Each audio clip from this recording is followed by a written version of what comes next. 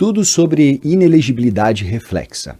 É um tema bastante cobrado em provas de concurso, que tem base constitucional e que repercute de forma muito importante na jurisprudência tanto do STF quanto do TSE. E é também um tema não dos mais fáceis de serem compreendidos, mas porque nunca te explicaram esse tema de forma objetiva, de forma direta, esquematizada, como eu farei a partir de agora. Então, já convido você para acompanhar esse vídeo até o final e tenha certeza que se o tema inelegibilidade reflexa for cobrado numa prova, você vai acertar. Não tem erro. É difícil que você erre a partir do que nós vamos construir aqui objetivamente com vocês. Primeira coisa que eu gostaria de deixar claro, que a inelegibilidade reflexa, na verdade, ela traz uma situação que não é um ilícito, mas ela traz uma situação que reflete, que acaba trazendo impacto, que ofusca outras pessoas para que possam concorrer às eleições. Como você sabe, a inelegibilidade ela é um impedimento. Se eu estiver numa das hipóteses de inelegibilidade, eu não poderei participar das eleições. E aqui o que acontece? Não é que eu estou em uma hipótese de inelegibilidade por um ato que eu pratiquei, mas eu terei um ato praticado por um familiar, ou uma condição, ou uma situação deste familiar, e isto virá impactar em mim diretamente. Nós temos, portanto, a inelegibilidade reflexa envolvendo cônjuge, companheiro e parentes até o segundo grau. E me parece que esse talvez seja um dos principais complicadores quando nós estamos falando aqui sobre inelegibilidade reflexa.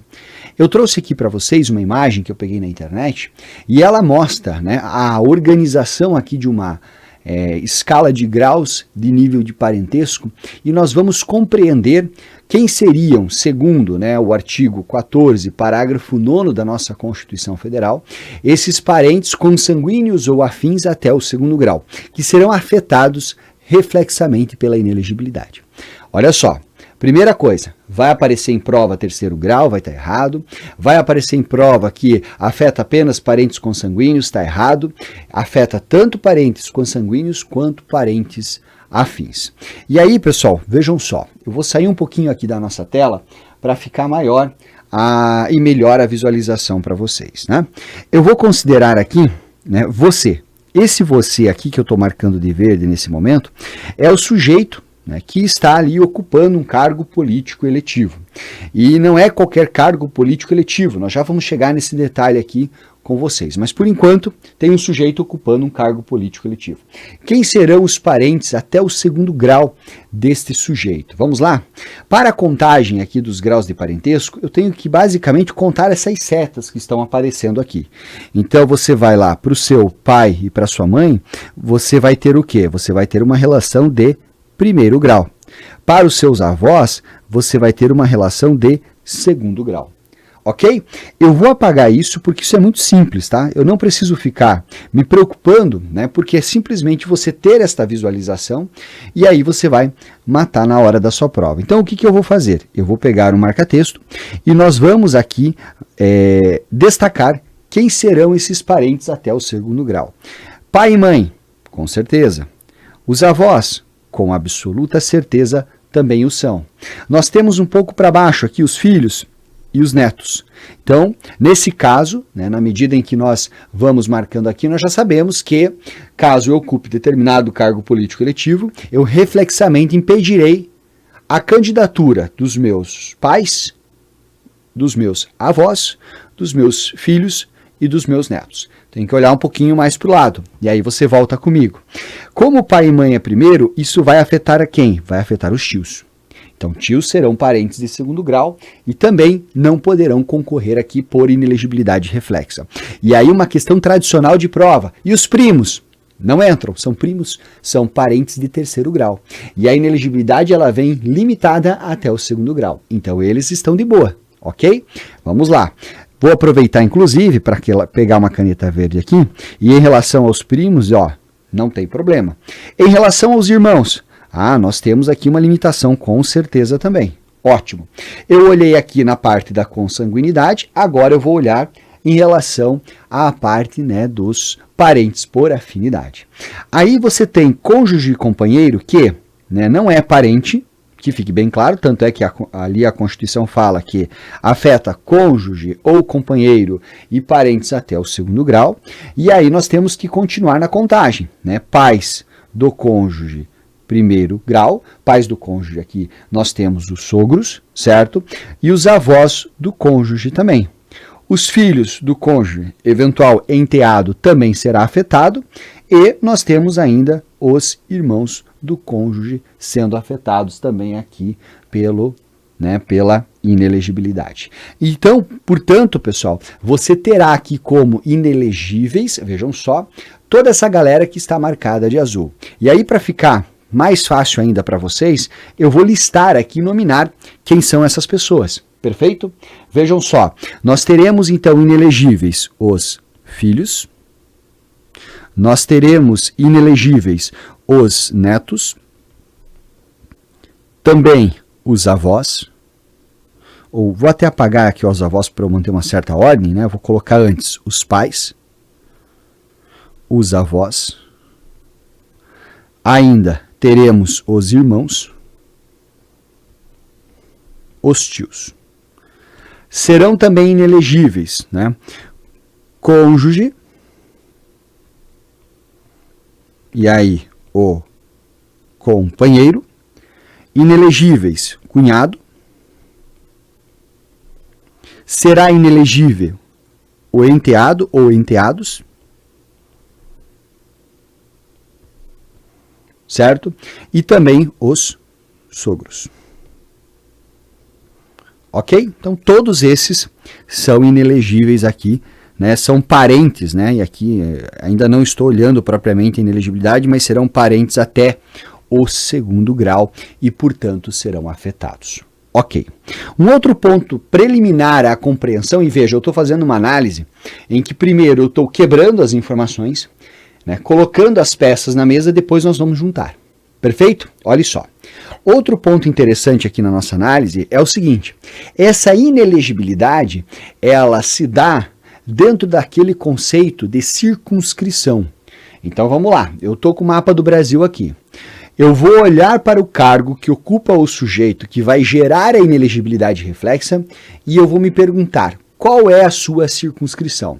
E aí você sabe que, em termos de circunscrição, nós teremos a circunscrição local, que vai estar, né, limitada aqui à ideia de um município.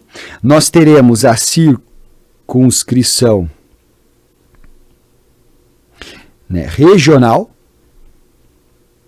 que vai estar relacionada à ideia de um estado-membro, né, por exemplo, o estado do Paraná.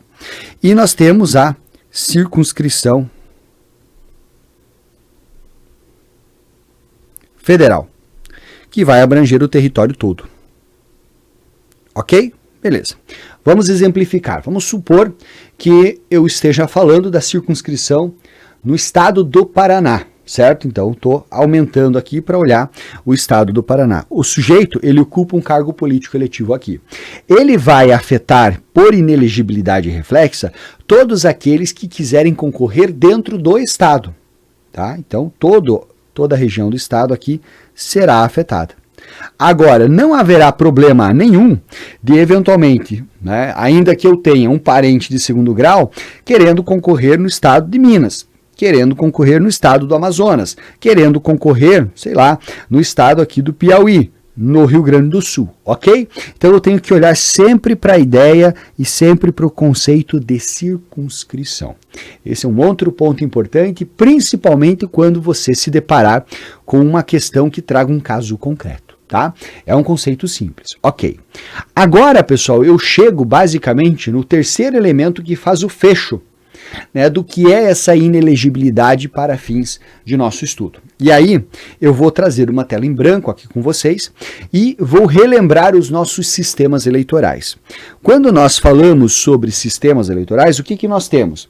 Nós temos o seguinte, nós temos lá um sistema eleitoral dito proporcional, ok? E outro sistema eleitoral dito majoritário.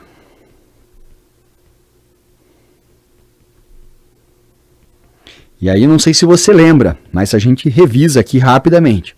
Quem serão eleitos pelo sistema proporcional? Vamos lá? Nós teremos aqui eleitos pelo sistema proporcional vereador. Nós teremos eleito pelo sistema proporcional os deputados estaduais.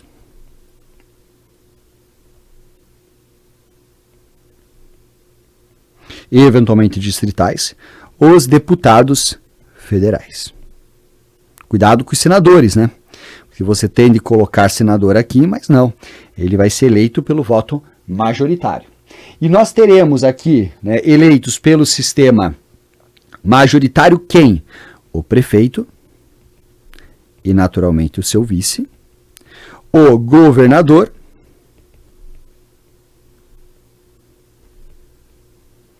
o presidente da República e o senador. Ok. Olhando para isso, eu pergunto para vocês, quem serão aqui os mandatários que, de algum modo, podem gerar inelegibilidade reflexa? Olha só. Quem serão os mandatários que podem gerar inelegibilidade reflexa? Saiba você que vereador não gera, deputado estadual não gera, deputado federal não gera. Ou seja, aqueles eleitos pelo sistema proporcional, se estiverem ocupando o cargo político eletivo na circunscrição, não gerarão a inelegibilidade reflexa para seus parentes até o segundo grau e cônjuge. E também o senador. Tá? Ou seja, se você quiser também, você pode olhar os sujeitos que ocupam cargos dentro do parlamento, né, dentro das casas legislativas. Gerarão inelegibilidade reflexa aqueles que ocupam os cargos de prefeito, governador e presidente. Ótimo. Então eu tenho os 3 elementos até aqui. Vamos voltar? Olha só. Primeiro, eu tenho o rol dos parentes que são afetados. Segundo, eu tenho o conceito de circunscrição. Terceiro, eu sei quem poderão gerar a inelegibilidade. Basicamente, pessoal, essas 3 informações devem ser conjugadas e precisam ser, no meu entender, compreendidas antes de você chegar até aqui. Antes de você se deparar com o artigo 14 no seu parágrafo 7º. E agora vejam só, eu faço a leitura com vocês e vai ficar tudo muito mais simples. Acompanhem.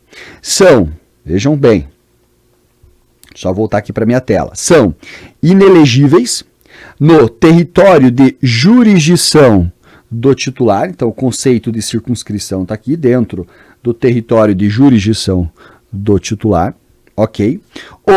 Vamos lá, cônjuge e os parentes afins ou consanguíneos até o segundo grau, né, ou por adoção, de quem? Do presidente, do governador, né, do estado, do território, do Distrito Federal ou do prefeito. Ok?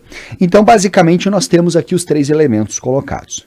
Aí vem uma continuidade aqui com alguns aspectos, né, adicionais. Vamos lá.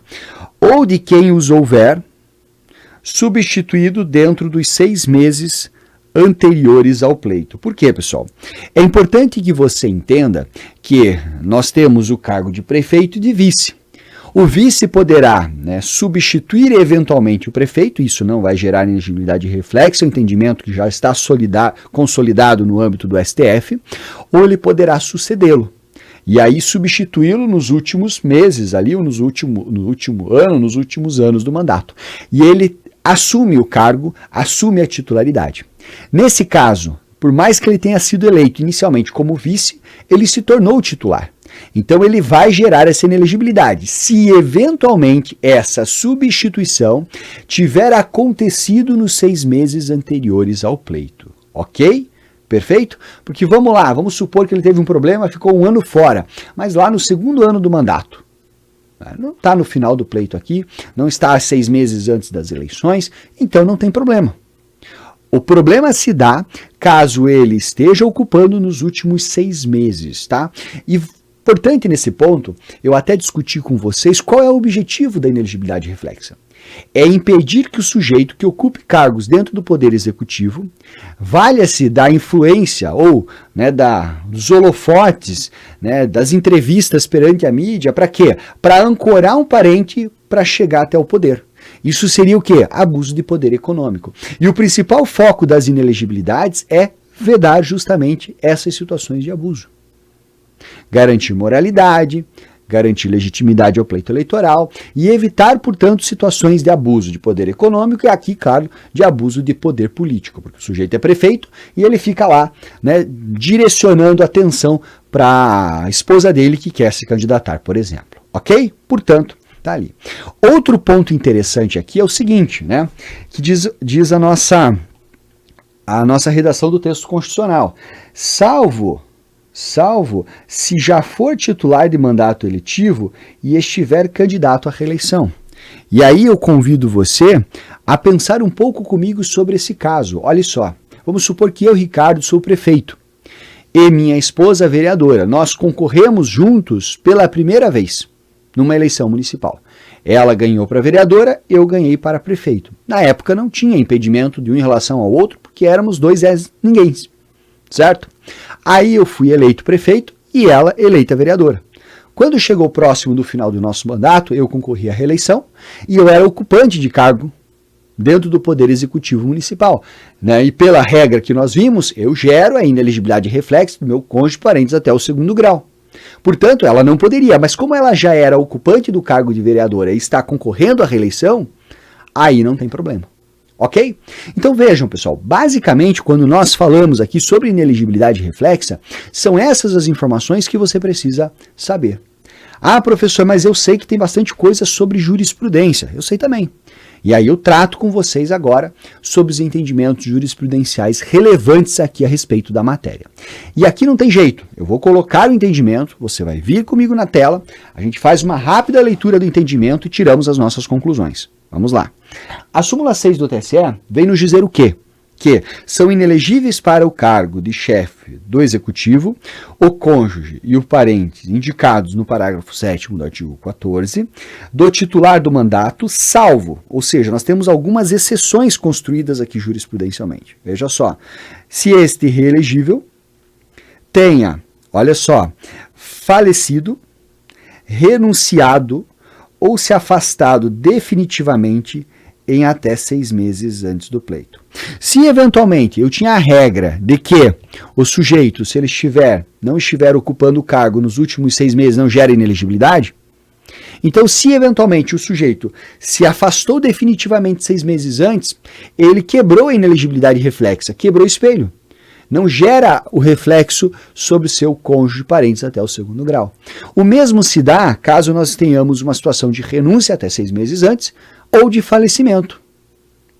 É basicamente isso. Então, veja, aquele sujeito, prefeito, que faria palanque lá para o parente dele, o cara faleceu há 6 meses.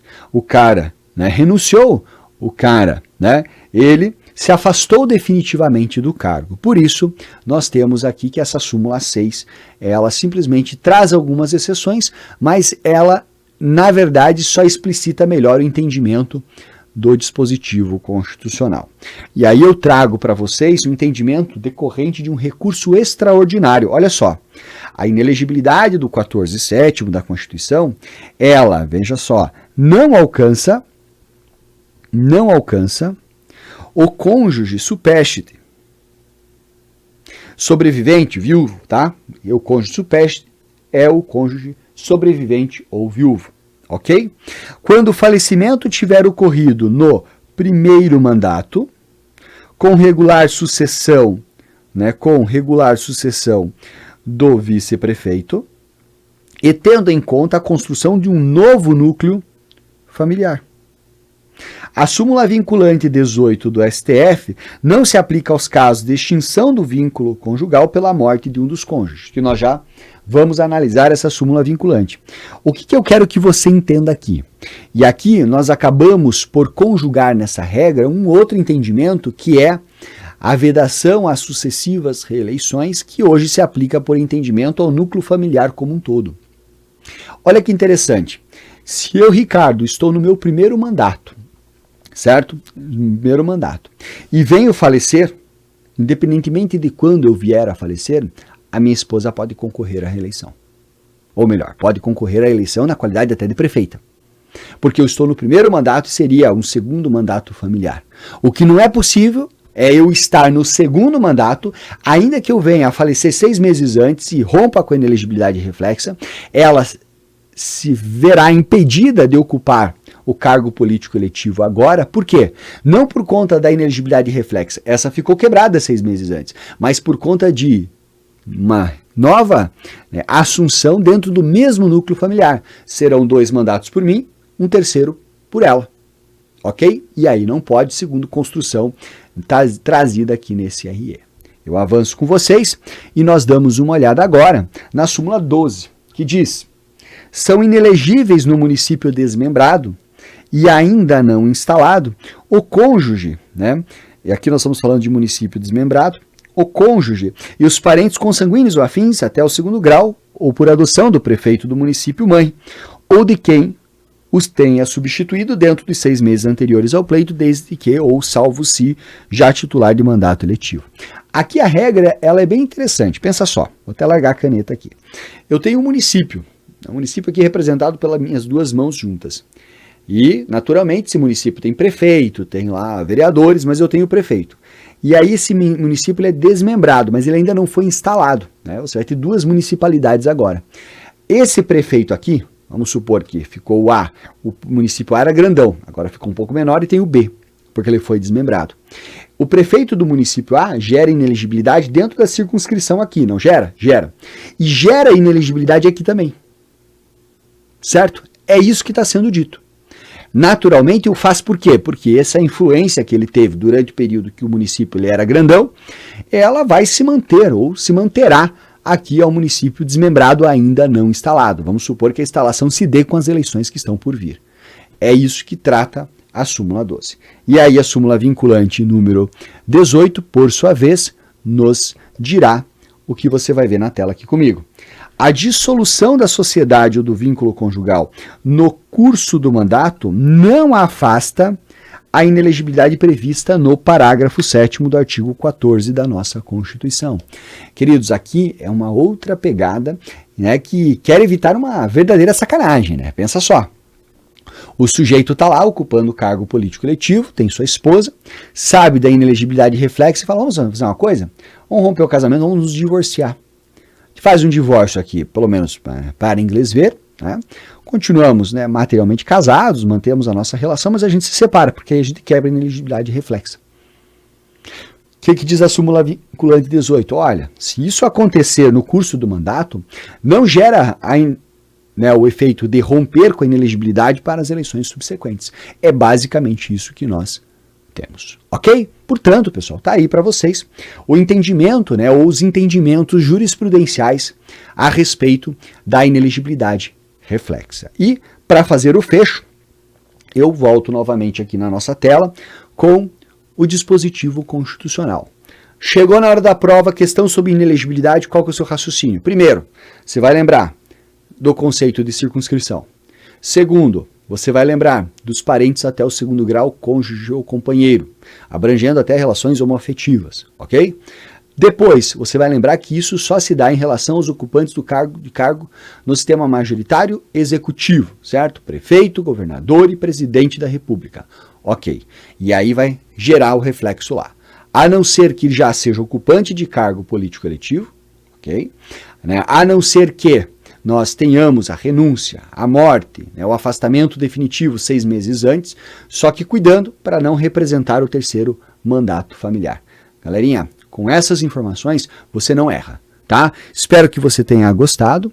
Eu procurei trazer o conteúdo de forma bem direta, bem objetiva, ainda assim o vídeo ficou um pouco mais extenso do que eu pensava.